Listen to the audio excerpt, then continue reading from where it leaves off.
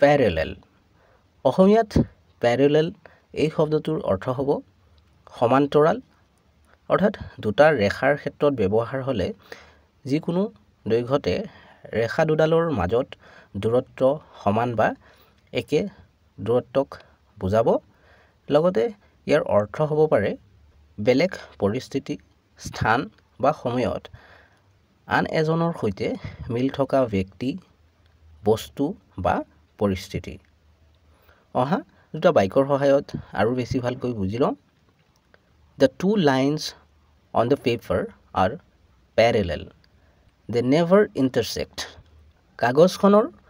ৰেখা দুডাল সমান্তৰাল সিহঁতে কেতিয়াও কটাকটি নকৰে The growth of the two towns was almost parallel.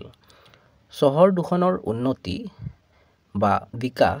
প্ৰায় সমান্তৰাল আছিল মানে চহৰ দুখন প্ৰায় সমানে আগবাঢ়ি বা উন্নতি হৈ গৈ আছিল